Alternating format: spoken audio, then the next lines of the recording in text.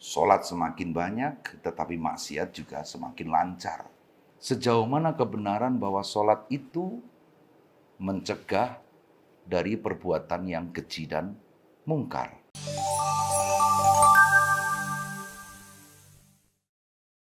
Assalamualaikum warahmatullahi wabarakatuh. Pemirsa Al-Baqiyah yang berbahagia. Allah Subhanahu wa taala berfirman, "Innas sholata tanha 'anil fahsya'i wal munkar." Sesungguhnya sholat itu mencegah dari perbuatan yang keji dan mungkar. Kita tahu itu.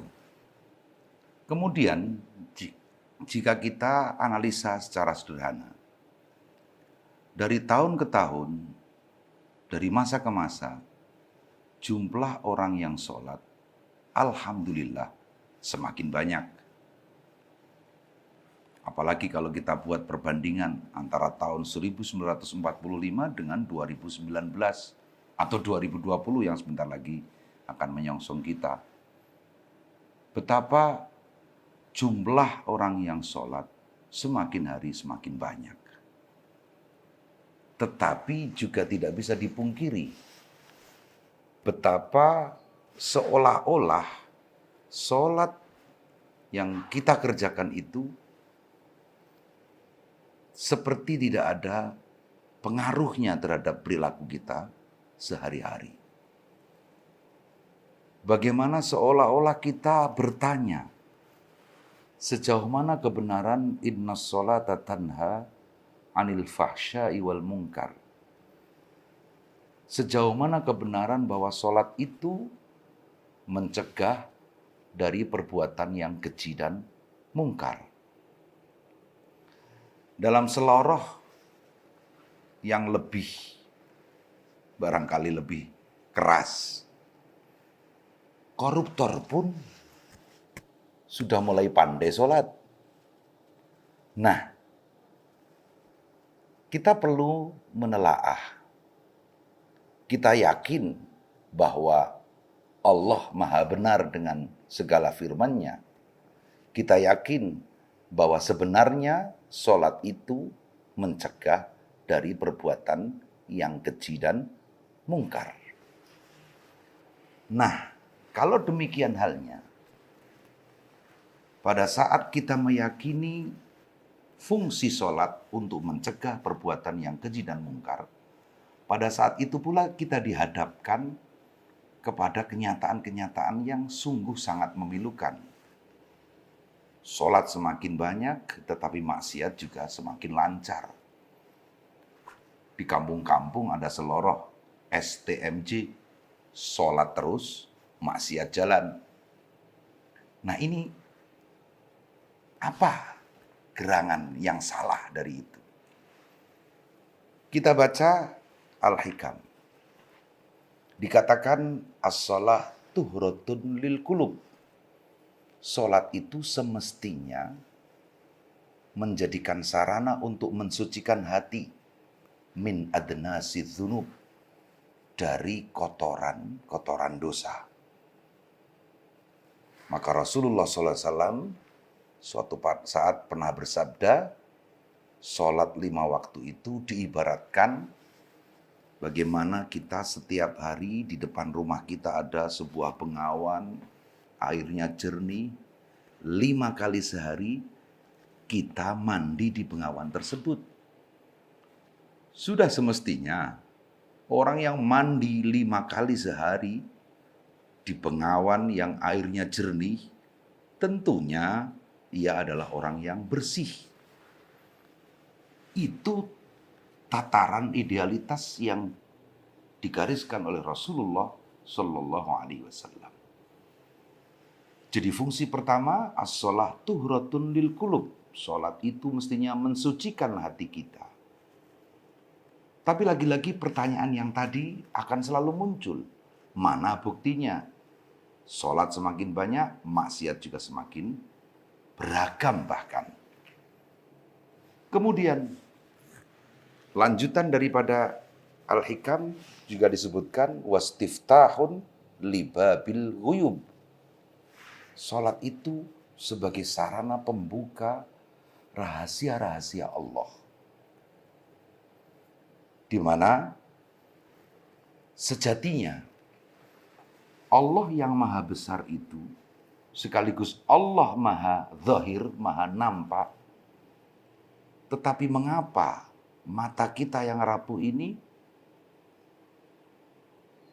seringkali bahkan selalu menyatakan, aku belum pernah melihat Allah. Nah, ini pertanyaan yang krusial. Allah maha zahir, tetapi mengapa Allah tidak nampak? Adakah sesuatu yang menutupi Allah? Tentu saja tidak. Ibarat seekor gajah. Ia besar. Sedangkan telunjuk saya ini tentu jauh lebih kecil daripada seekor gajah. Artinya, tidak mungkin telunjuk saya sekecil ini bisa menutupi gajah sebesar itu. Tetapi ketika telunjuk saya dekatkan di pelupuk mata saya, maka gajah sebesar itu tidak akan nampak. Allah yang maha zahir, maha nyata, Allah yang maha besar. Tetapi manusia masih sering sulit menangkap nyatanya Allah, menangkap zahirnya Allah. Manusia masih sering sulit menangkap bahwa Allah itu ada. Apalagi bisikan-bisikan iblis yang sangat menjerumuskan terkadang membisiki kita dengan pertanyaan. Kira-kira di sini ini ada Allah enggak? Tentu saja jawaban kita ada. Kalau begitu, di daerah lain pada titik yang sama ada Allah enggak? Tentu saja jawabannya ada. Kemudian konklusi yang terjerumuskan membuat kita berkesimpulan, kalau Allah ada di sini, bagaimana mungkin Allah ada di tempat yang lain? Ini pertanyaan-pertanyaan krusial yang sebenarnya harus kita jawab melalui sholat kita. Apalagi hikam berikutnya juga menyatakan as-sholah mahallul munajah wa ma'dinul masofa. Sholat itu sebagai sarana utama kita berkontemplasi kepada Allah, kepada Tuhan kita, dan sekaligus sebagai tambang terhadap segala kejernihan nilai-nilai apapun. Nilai kehidupan apapun, nilai kejujuran, nilai keteguhan, nilai kesabaran, yang jernih itu hanya ada pada sholat. Nah, dari urian-urian tersebut, para pemirsa Al-Baqiyah yang budiman, kembali kita bertanya, manakah buktinya bahwa sholat kita memang benar-benar bisa mencegah kita dari perbuatan yang keji dan mungkar? Apa yang salah dalam sholat kita? Pertanyaan ini bisa dijawab dengan berbagai jawaban. Di antaranya yang pertama, bahwa kita selama ini masih memandang sholat hanya sekedar sebagai kewajiban. Padahal sholat itu tidak sekedar sebagai kewajiban. Dalam contoh yang sangat sederhana, saya misalnya hari ini punya hajat, mengkhitankan anak saya misalnya. Banyak pekerjaan, banyak tamu. Sehingga hampir-hampir saya lupa sholat asar. Kemudian alhamdulillah dengan pertolongan Allah, saya ingat bahwa saya belum sholat asar. Dengan rentang waktu yang nyaris keluar dari waktunya. Kemudian saya alhamdulillah berhasil sholat. Pada saat itu, di hati saya kemudian dengan seolah-olah lega, alhamdulillah saya berhasil sholat. Ini sekilas benar, tetapi tidakkah kita malu bahwa sepertinya kita menganggap sholat itu beban, sehingga kita yang sedang berada di tengah-tengah hajat kita, mengkhitankan putra, menikahkan putra, kemudian kita sempat sholat, kita lega seolah-olah dari tadi kita tertindih beban yang luar biasa. Ini sebetulnya kesalahan yang fatal. Sehingga karenanya kita harus segera mengkoreksi bahwa sholat sama sekali bukan beban. Sholat tidak sekedar kewajiban.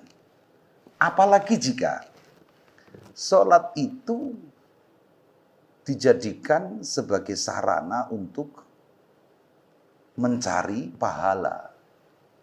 Seperti seolah-olah kita ini seorang kuli bangunan yang menawarkan sebuah pekerjaan kepada majikan. Kemudian ketika kita selesai mengerjakan pekerjaan tersebut, kita menagih upah dari sang majikan. Seperti itukah sholat kita? Begitu nistanya kita. Jika kita hanya memandang Allah sebagai majikan, sedangkan kita ini seorang kuli bangunan yang berharap mendapatkan upah dari pekerjaan, yang itu pun sebenarnya tidak layak untuk diberi upah. Apalagi upahnya berupa surga. Kita tahu surga itu begitu sangat berharga. Kalau sekedar kita beli dengan sholat kita, semurah itukah surga? Itu satu. Yang kedua, kita juga seringkali gagal dalam upaya untuk melakukan sholat secara khusyuk. Memang begitu kita usolli fardhul isya'i misalnya, arba'a raka'atin mustaqbilal kiblati lillahi ta'ala, atau fardhul lillahi ta'ala. Pada saat itu barangkali kita ingat Allah. Tapi begitu Allahu Akbar, bar dalam bahasa Jawa selesai. Sudah rampung sholat kita. Pada saat itu segala persoalan kehidupan campur aduk di dalam sholat kita. Bahkan ada seloroh. Kalau misalnya HP saya tiba-tiba raib entah kemana, jangan ribut tanya ke sana kemari. Cukup ambil air wudhu, bersolatlah. Begitu setelah selesai Allahu Akbar, insya Allah Anda akan ingat. Oh, tadi di sana HP-ku. Itukah solat kita? Jadi yang sebenarnya merupakan tambang segala kejernihan. Ternyata, apalagi, ketika kita bilang Allahu Akbar, lisan kita mengaku bahwa Allah itu maha besar. Tetapi jujur saja, begitu selesai kita takbir, di hati kita, sedikit demi sedikit, perusahaan saya lebih besar, jabatan saya lebih besar, urusan anak istri saya lebih besar. Padahal kita baru saja mengikrarkan Allah maha besar. Disinilah barangkali para pemirsa, kita menemukan di mana letak kesalahan kita dalam memandang sholat yang sebenarnya menurut Allah akan mampu mencegah kita dari perbuatan yang keji dan mungkar. Mari kita periksa sholat-sholat kita. Sudahkah layak sholat kita itu? Wassalamualaikum warahmatullahi wabarakatuh.